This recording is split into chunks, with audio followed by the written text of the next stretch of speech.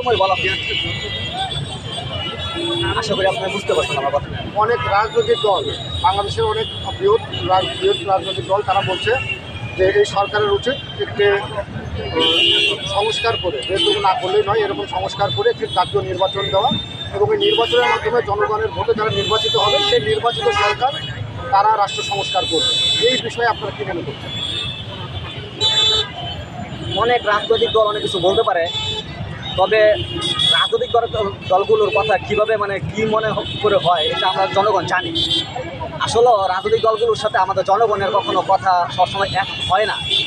রাজনৈতিক দলগুলো যেই প্রেক্ষিতে কথা বলে, তারা তাদের মধ্যে শুধুমাত্র ক্ষমতার লোভ বা ক্ষমতায় যাওয়ার জন্য, এটাই তাদের ভিতরে একটা আশা থাকে। আর তারা ক্ষমতায় যাওয়ার আগে এই জন্য সুন্দর সুন্দর কথাগুলো তারা সুন্দরভাবে বলতে পারে। এটা বাংলাদেশ সব রাজনৈতিক দলই এই ক্ষেত্রে খুব সচেষ্ট। তবে এই বাংলাদেশে যে কোনো রাজনৈতিক দল এখন ক্ষমতায় আসুক, তারা যে পরবর্তীতে এই বিচারগুলো করতে পারবে, এটা মানে চূড়ান্ত একটা ভুল কথা। বাস্তবে রাজনৈতিক দল চলে আসলে তাদের সাথে সব কিছু নিয়ে একটা আঘাত হয়ে যায়, এটা বাস্তব। অপরবার একটা রাজনৈতিক দল আরেকটা রাজনৈতিক দলকে এভাবে শেল্টার দিয়ে থাকে, এটা আমরা সবাই জানি। তো সেই ক্ষেত্রে আমরা চাই যে ডক্টর ইউনূস সরকারেরই এই বিচারগুলো করা দরকার।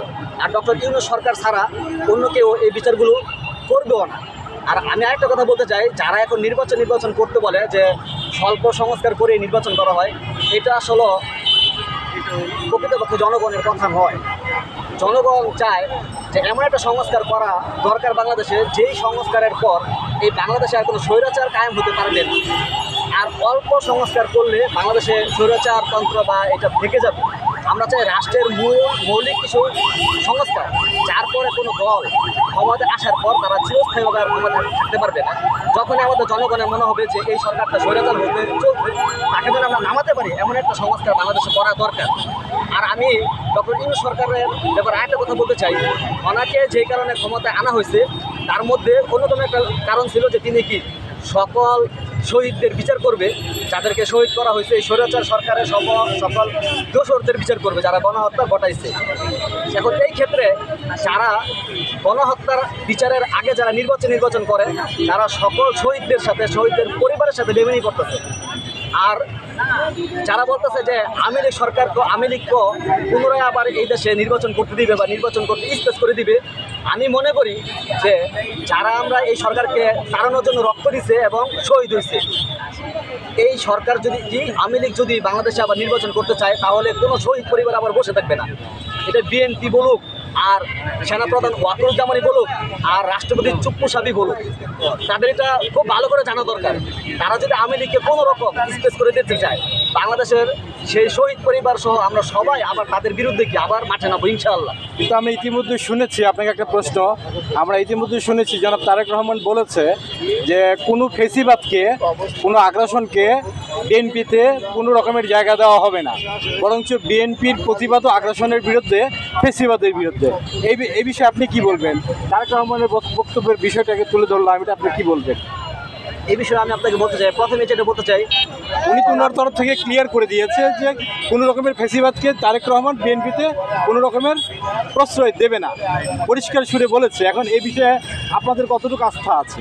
এখন জনাব তারেক রহমান, ওনাকে আমি ব্যক্তিগতভাবে অনেক শ্রদ্ধা করি।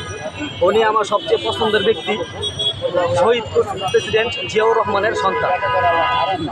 এই ক্ষেত্রে আমি আপনাকে বলবো যে তারেক রহমান সাহেব যেটা চান তিনি এটা অবশ্যই বলছেন, তিনি অবশ্যই এটাই চান। কিন্তু রাজনৈতিক দলগুলোর কিছু প্রতিবন্ধকতার কারণে তিনি এটা চাইলেও পারবেন না, এটা আমি ব্যক্তিগতভাবে মনে করি। তার কারণ উনি যেটা বলছেন তিনি এটা করে দেখান। এখনও ওনার দলের ভেতর যাদেরকে আমরা দেখতেছি যে স্বৈরাচার বাদ ভঙ্গি যাদের ভিতর রয়েছে, তাদেরকে উনি আগে মানে সরায় দেখান, তাহলে এটা আমরা বিশ্বাস করতে পারি। আমি নাম ধরে অনেকের নাম বলতে পারি, কিন্তু এটা বলতে চাই না। বর্তমানে দেখা যাচ্ছে তার দলের অনেক উচ্চ পর্যায়ের নেতাদের সাথে আমাদের জনগণের আশা আকাঙ্ক্ষা সাথে অনেক মানে একটা বিতর্ক দেখা যেতেছে। তো তিনি তাদেরকে এখন অপসারণ করতে পারবেন না, করলে কিন্তু দলটা কি ভেঙে যাবে। তো এই ক্ষেত্রে উনি যেটা বলছেন এটা উনি অবশ্য চান, কিন্তু এটা উনি করতে পারবেন না। ওনারও কিছু সীমাবদ্ধতা রয়েছে, এটা আমি মনে করি। তো আর যা বলতে চাই যে জনাব তারেক রহমানকেও আমি এটা বলবো যে উনিও যেন নির্বাচনের জন্য ডক্টর ইউনূস সরকারকে একটু সময় দেন। ডক্টর ইউনূস সরকার অবশ্যই এই বাংলাদেশে একটা সুষ্ঠু নির্বাচন দিবেন, তবে এটা যত সময় দিবেন। আর এর আগে ডক্টর ইউনূস সরকারও যতটুকু চান সংস্কার করা দরকার, এটার সাথে সমস্ত জনগণ একমত, সবাই চায়। আর এটা আমি বিশ্বাস করি। আজকে এখানে আপনারা যে বসে আছেন আপনাদের উদ্দেশ্যই এটাই নাকি নাকি আপনাদের উদ্দেশ্য কোনটা? হ্যাঁ, এটাই আমাদের উদ্দেশ্য। হ্যাঁ, আমি চাই যে ডক্টর ইউনূস মানে ডক্টর জনাব তারেক রহমান সহকারে সকল রাজনৈতিক দলগুলো ডক্টর ইউনূস স্যারকে এই সুযোগটা দিক। আমরা এটা বিশ্বাস করি, আমি জানি যে জনাব তারেক রহমান সাহেব এটা বিশ্বাস করেন যে ডক্টর ইউনূস সরকার কোনোভাবে বাংলাদেশে খারাপ কোনো কিছু করবেন না। ডক্টর ইউনূস সরকার কোনোভাবে বাংলাদেশে খারাপ কিছু হতে দিবেন না, এবং উনি অন্য কোনো দিকেও বাংলাদেশকে নিয়ে যেতে চাবেন না। উনি যাই করবেন বাংলাদেশের উন্নতির জন্য, এই জনগণের উন্নতির জন্য, জনগণের উন্নতির জন্য অবশ্যই এই কাজগুলো উনি করবেন। আপনাকে অসংখ্য ধন্যবাদ। আপনার নাম পরিচয়টা? আমার নাম মোহাম্মদ মাসুদুর রহমান। আপনি কি করেন পুরো পরিচয়টা বলুন। আমি পেশায় একজন শিক্ষক, আমি হাফিজ মাওলানা মাদ্রাসার শিক্ষক। আপনাকে অসংখ্য ধন্যবাদ। আপনাকেও ধন্যবাদ।